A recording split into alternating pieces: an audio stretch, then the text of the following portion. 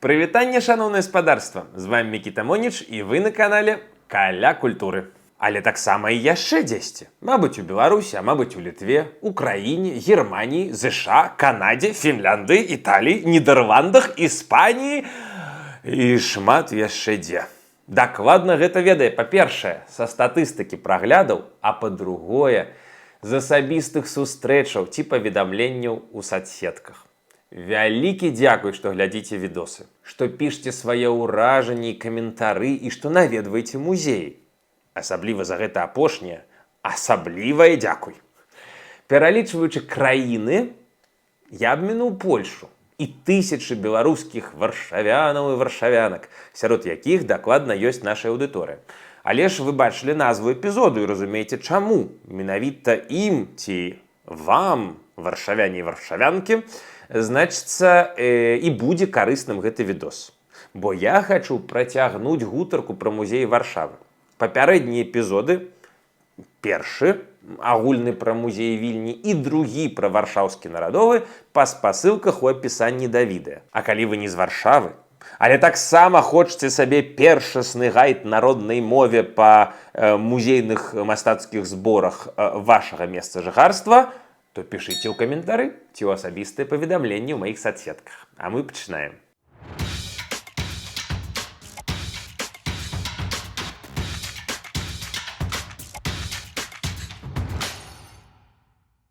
Галоўны герой папярэдняга відосу, музей нарадовы, мае 4 філіялы. На жаль, не ўсе з іх зараз працуюць. Напрыклад, зачынены на незразумелы тэрмін музей плаката. А шкада! Бо месціцца ён на тэрыторыі палацава-садовага комплексу ў Велянуве, на месцы былой палацавай стайні, і таму што, натуральна, гэта бадай што першы ў свеце музей плакату. Бо мастацкі плакат ввогуле, як з'ява, узнік на мяжы 19-20 стагоддзяў, і экспазіцыя гэтага, паўтаруся, зачыненага музею добра адлюстроўвае бурныя і цікавыя гістарычныя перыяды. Младапольшчы, незалежнасці Другой Рэчы Паспалітай, часоў пасля Другой сусветнай вайны, калі польскі плакат стаў вядомы ва ўсім свеце. У тыя часы мастакам даводзілася шукаць тонкія і невідавочныя знакі, засвойваць эзопаву мову, каб існаваць і выказвацца ва ўмовах цэнзуры. Улічваючы, што плакат развіваўся не як ізаляваная мастацкая з'ява, ён ёсць дзеючым парталам у іншай галіны мастацтва і ўвогуле культурнае жыццё сваёй эпохі. Збор музею налічвае больш за 60 000 аб'ектаў, у тым ліку замежныя плакаты. І калі музей адчыніцца, туды абавязкова трэба будзе патрапіць. Дарэчы, на сайце музею пазначана, што тэрмін сканчэння прац над рэканструкцыяй снежань 2024, то бок ужо хуценька. А яшчэ там на сайце ёсць шмат цікавых матэрыялаў, так што знаёміцца з гэтай калекцыяй можна ўжо зараз. Добрая нагода папрактыкаваць польскую, ну ці ангельскую. Ад плакату пяройдзем да кролікаў, а дакладней да кролікарні. Кролікарня была адным з самых модных месцаў у Варшаве. Тут быў створаны ў свае яшчэ даўнія часы прыгожы парк з садам, які быў дасяжны жыхарам горада. Першапачаткова палац быў пабудаваны ў канцы 18 стагоддзя, і да яго паступова былі дададзеныя бровар, цагельня, карчма, млын, хлеў, а таксама кухня і бібліятэка. І вось у першай палове 19 стагоддзя кролякарняй валодалі радзівілы. Дзякуючы Міхаілу Гераніму Радзівілу ў палац паступіла шмат твораў мастацтва з ягонай калекцыі. Там былі карціны вядомых майстроў, калекцыя фарфору, нумізматыкі, частка багатай бібліятэкі, прывезенай з палацаў у Нябораве. Дарэчы, таксама яшчэ адзін філіял нарадовага, яшчэ яго узгадаем. У сярэдзіне 19 стагоддзя палац набыў Ксаверый Пуслоўскі. Ксаверый належаў да вядомай сям'і калекцыянераў і мастацтвазнаўцаў. То бок, з пункту гледжання якасці мастацкага начыння палацу, мы праз гісторыю ягоную ідзем усё вышэй, вышэй, але ў 1879 годзе ў кролікарні адбыўся пажар. Рэстаўрацыя стала адным з першых дасягненняў у гісторыі польскай рэстаўрацыі ўвогуле. Але, на жаль, у 1939 і пасля ў 1944 годзе падчас варшаўскага паўстання палац быў цалкам разбураны. Пасля вайны будынак аднавілі, і ў ім быў створаны музей скульптуры імя Ксаверы Дуніковскага. Гэты скульптар і мастак аўтар шматлікіх манументальных і не вельмі твораў. Часам яны даволі рэалістычныя, амаль сацрэалістычныя, а часам мадэрнісцкія. Цікава. Да таго ж у музеі сабраныя скульптуры, пачынаючы з 15 стагоддзя і да нашых дзён. У гістарычным парку, асяроддзі дрэў і кустоў знаходзіцца парк скульптур, у якім прадстаўлены выбраныя творы з шырокай калекцыі Нацыянальнага музея ў Варшаве. І ўвогуле зараз у кролікарні арганізуюцца розныя і выставы, і праводзяцца сустрэчы з мастакамі, а таксама лекцыі па мастацтве і канцэрты класічнай музыкі і сучаснай. А летам парк пераўтвараецца ў крутое месца для прагулак. Парк, што атачае кролякарню, носіць назву Аркадія. І гэта асабісты скарб. Прастора ў англійскім стылі быццам бы дзікая, але прадумана створаная. Галоўнае, калі будзеце гугліць, як туды трапіць, не пераблытайце з вялікім гандлёвым цэнтрам Аркадія.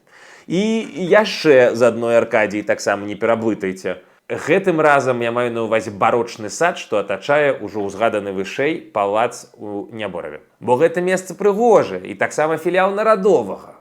Але справа ў тым, што месціцца яно не ў Варшаве. Здаецца, што ўвогуле туды бліжэй даехаць з Лодзі, чым са сталіцы. Тым не менш, палац цікавы, і дабрацца туды з Варшавы можна цягніком за гадзіну.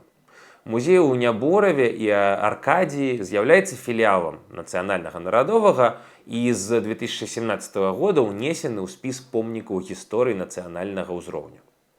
Апошняй філіяй нарадовага і яшчэ адным палацам па-за межамі Варшавы з'яўляецца палац у Атводску-Вялікім. Здаецца, гэта так вымаўляецца. Гэты прыгожы будынак у стылі барока сёння служыць музеем інтэр'ераў. То бок маё улюбёнае дэкаратыўна-прыкладное мастацтва. Працуе гэты музей сезонна, з пачатку красавіка да пачатку кастрычніка.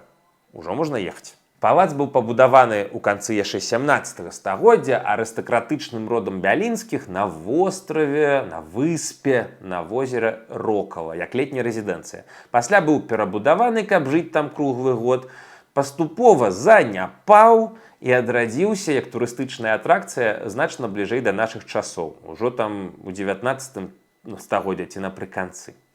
Зараз там можна ўбачыць мэблю і іншыя элементы арыстакратычнага ладу жыцця ад часоў барока і да Бідэрмеера, то бок вось той больш-менш сярэдзіны 19 стагоддзя. Таксама ў экспазіцыі прадстаўлены старажытныя музычныя інструменты і памятныя рэчы, мемарыяльныя рэчы кампазітара Ігнацыя Яна Падарэўскага. І зразумела, навокал палаца прыгожы парк. Там у ліпені і жніўні кожную нядзелю праходзяць канцэрты класічнай музыкі. Уваход на якія вольны, што таксама няблага. Але каб не чакаць лета і не ехаць па-за межы Варшавы, пераходзім да палаца памаштабней. Я маю на ўвазе каралеўскі замак. Трохі спрошчана кажучы, замак быў пабудаваны ў пачатку 17 стагоддзя каралём польскім і вялікім князем літоўскім Жыгімонтам Вазам на месцы сярэднявечнага замка мазавецкіх князёў. Сам комплекс замку шмат разоў перабудоўваўся, і ягоная гісторыя добра суадносіцца з пакручыстым шляхам самой сталіцы і краіны. У тым ліку і ў трагічных часах Другой сусветнай, калі нацысты планамерна замак і знішчылі. Сучасны перыяд гэтага помніку пачынаецца з 71 года, калі Сойм прыняў рашэнне аднавіць палац па фрагментах і фатаграфіях, што захаваліся, і па магчымасці надаць яму тую форму, якую, як мяркуецца, ён меў у пачатку 17 стагоддзя. У кастрычніку 80-го года стары горад разам з каралеўскім замкам унеслі ў спіс сусветнай спадчыны ЮНЕСКО, а першых наведвальнікаў адноўлены будынак прыняў ужо летам 84-го. Многія гісторыкі і эксперты менавіта гэты дзень лічаць сімвалічным заканчэннем пасляваеннага аднаўлення Варшавы. Аднак аднаўленчыя працы і работы ўвогуле працягваліся да пачатку нашага стагоддзя. Такім чынам, архітэктура гэтага будынка навабуд. Але там сапраўды ёсць што пабачыць з пункту гледжання выяўленчага мастацтва. Перш за ўсё, гэта палотны Рэмбрандта. Гэты геніяльны мастак, канешне, не Джарджоны ці Босх, ад якіх засталіся, трошкі больш за тузін твораў. Але ўсё роўна. Кожны Рэмбрандт – гэта Рэмбрандт варты вашай з ім сустрэчы. Акрамя таго, у палацы ёсць зала Каналета, выбітнага італьянскага ведутыста 18 стагоддзя, ёсць творы Матэйкі, для фанатаў ювеліркі ёсць каралеўскія рэгаліі Станіслава Аўгуста Панятоўскага, і шмат чаго яшчэ. Да таго ж рэгулярна ладзяцца часовыя выставы. То гістарычнага кшталту, то, мастацкага характару. Паказваюць там старажытную парцэляну, потым якісь малюнак Рафаэля, там то Тіцыян які. Агулам цікава і варта. Ведаеце, у Варшаве яшчэ шмат музеяў. Напрыклад, я зусім не закрануў сучаснае мастацтва. Але гэта таму, што маю адзін план на калабу з тымі беларускамі, што добра ведаюць гэтае самае сучаснае мастацтва, і знаходзяцца ў Варшаве.